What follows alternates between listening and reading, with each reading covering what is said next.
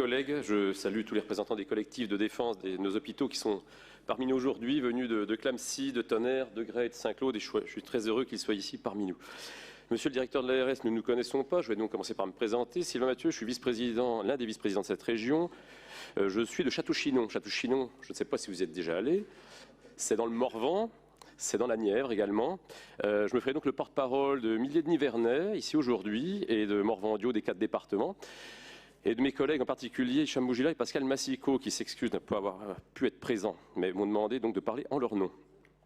Je ferai une petite parenthèse pour vous dire que votre présentation n'a pu m'empêcher de penser que on assistait à la technocratie française dans toute sa splendeur, tellement vous aviez l'art de ne pas nommer les choses, d'avoir une approche très techno, comme on dit, avec la froideur des chiffres, mais je referme la parenthèse.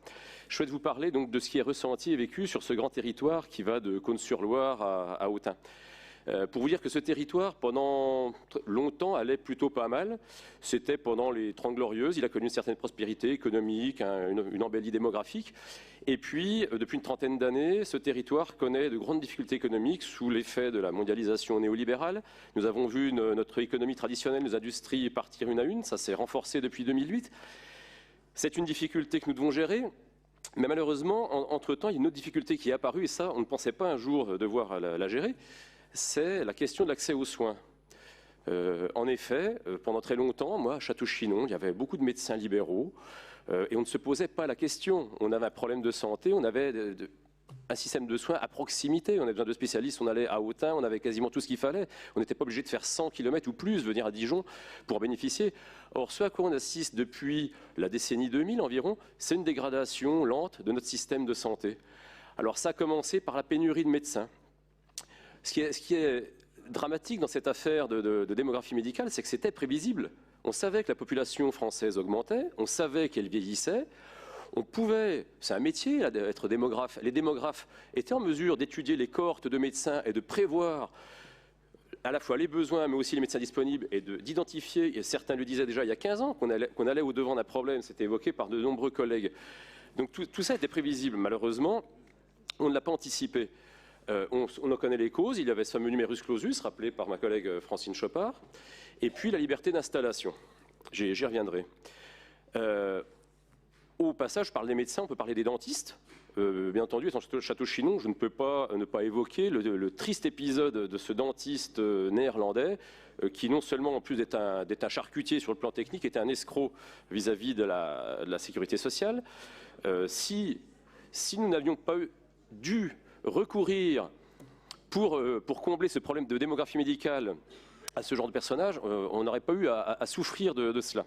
Ensuite, sur ce grand territoire, donc entre Cosne-sur-Loire et Autun, nous avons assisté à la disparition des maternités. Ce fut Clamecy, ce fut Decize, ça a failli être Cosne-sur-Loire dans des précédents PRS.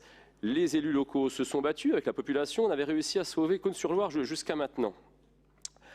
Comme vous le savez tous, Cosne-sur-Loire est fermée depuis quelques semaines. Et aujourd'hui, il n'y a plus qu'une maternité dans la Nièvre, c'est Nevers. On se doit d'avoir une pensée aujourd'hui pour les 9 personnes, les 9 employés licenciés économiquement de cette maternité.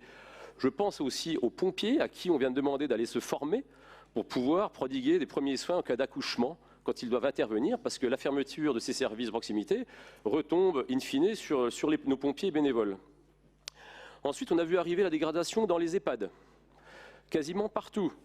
Celui que je connais le mieux, c'est celui de Château-Chinon. Mes parents y ont travaillé pendant plus de 30 ans, toute leur carrière. Il y a celui de Luzy, il y a celui de Saulieu. Qu'est-ce qu'on constate? À cause d'une logique comptable qui a prévalu ces dernières années, on assiste à une souffrance des personnels, parce qu'ils n'ont pas les moyens de s'occuper correctement des patients, de nos anciens. Donc souffrance des patients et souffrance des personnels. Souffrance physique, parce qu'ils n'y arrivent pas physiquement, et souffrance morale, parce qu'ils ont conscience de ne pas arriver à prendre soin correctement des patients. Et donc, ils ont exprimé cette souffrance récemment. Ensuite, quatrièmement, on a vu arriver la fermeture des urgences de nuit à Clamecy. Alors là aussi, j'entendais tout à l'heure M. Joyandet parler d'un problème financier. En fait, ce n'est pas forcément un problème financier, vous l'avez évoqué. On en revient à ce que j'ai évoqué au début de mon propos, une pénurie de médecins. Si, a priori, si j'ai bien compris, à Clamecy, si on avait suffisamment de médecins, la question de la fermeture des urgences de nuit ne se poserait pas. Enfin, je viens d'apprendre à l'instant la fermeture du service de médecine de Château-Chinon hier. Pour quelle raison? Pénurie de médecins. Il y a 3 semaines, j'étais à Autun, où là, on nous dit qu'il y a un risque de fermeture de la maternité à Autun.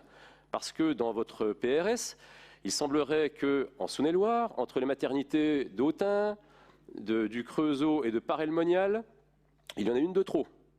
Et qu'on doit s'attendre à ce qu'il y en ait une de fermée.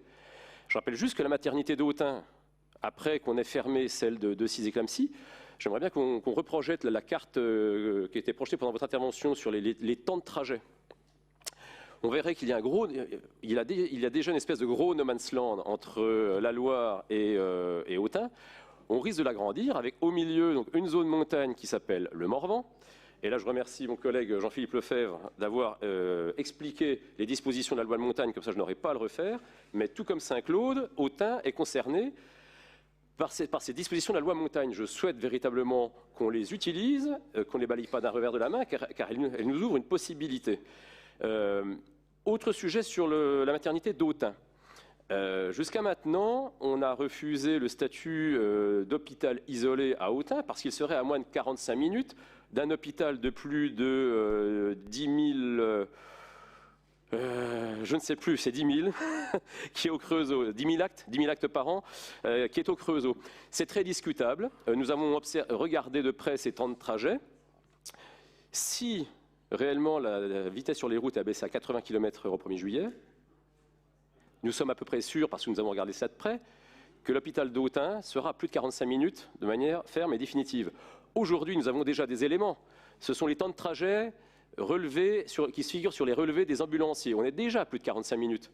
Donc, je vous demande de bien vouloir réétudier ce temps de trajet entre les deux hôpitaux d'Autun et le Creusot pour pouvoir reconnaître Autun comme un hôpital isolé. Enfin, concernant ces temps de trajet, voilà, parfait, merci pour la carte. Voilà, on voit parfaitement ce qu'il ressort. Ce sont ces zones rouges qui sont déjà aujourd'hui, qui mettent les patients à plus de 45 minutes des hôpitaux. Donc, je vous laisse voir par vous-même, hein, si on ferme la maternité d'Autun, c'est une grande partie du Morvan qui sera à 1 heure ou plus de cette maternité. Voilà, donc tout cela au nom d'une logique comptable, mais je préférerais dire pseudo-comptable. Parce que mutualiser des moyens pour augmenter l'efficience, l'efficacité, comme l'a expliqué Patrick Jean, on peut être d'accord. Seulement, il semble avéré par des études qu'il y a un optimum autour de 600 lits. Jusqu'à 600 lits, on fait des économies d'échelle, au-delà, on n'en fait plus. Donc ça, c'est un premier élément. Puis surtout, par rapport à tout ce que je viens de dire, est-ce qu'on prend en compte les temps de trajet? Combien ça coûte de transporter les patients sur toutes ces grandes distances? Donc je pense que ce sont des fausses économies.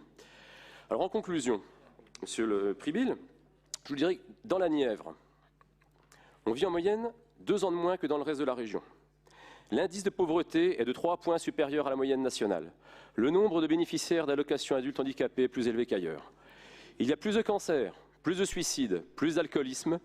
Et en écho à cette situation très difficile, il y a moins de médecins, moins de professionnels de santé paramédicaux et moins d'offres de santé hospitalière. Les prévisions nous indiquent qu'il y aura, d'ici 2025, c'est demain, 26% de médecins en moins dans la Nièvre, ce qui en fera alors le record de France. Voilà, le département recordman de France en faible densité de médecins. Lors de sa séance de janvier, le Conseil de l'Ordre de la Nièvre a inscrit 1 médecin. Mais en revanche, il en a radié 6. Et quand le Conseil de l'Ordre de la Nièvre inscrit 10 médecins, 9 ont un diplôme étranger, avec toutes les problématiques que vous et moi savons qu'il y a derrière, à savoir que ces praticiens étrangers n'ont pas le niveau de qualification que nous exigeons de nos jeunes en France, et surtout, ils font défaut à leur pays, car nous dépouillons les pays qui les ont formés. J'ai fini. Donc en conclusion, ce PRS n'apporte aucune amélioration.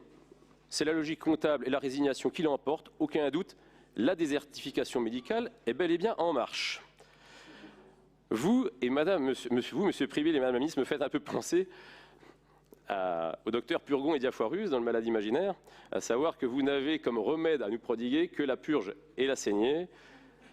Malheureusement, le malade n'est pas imaginaire, le malade c'est tout notre système de santé.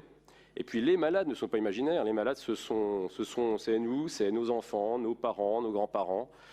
Voilà, c'est pour ça qu'on ne peut satisfaire d'une situation aussi délétère, c'est pour ça que je voterai donc clairement et fermement contre ce PRS.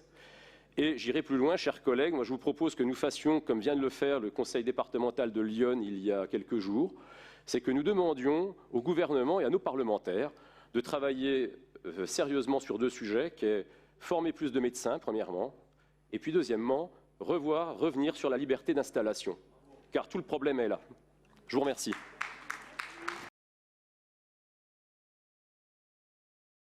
J'ai oublié de vous poser 2 questions, Monsieur Pribil. Les élus de Cosne-sur-Loire vous ont écrit le 8 mars, ils attendent toujours votre réponse à propos de la fermeture de la maternité. Et puis une autre que j'ai oublié d'évoquer dans mon propos, c'est le transfert du centre 15 de Nevers vers Dijon, avec toujours la même logique comptable et de centralisation. Moi, j'ai une proposition à vous faire. Si réellement ça apporte un gain d'efficacité de regrouper les centres 15 de la région, pourquoi ne pas tous les regrouper à Nevers ?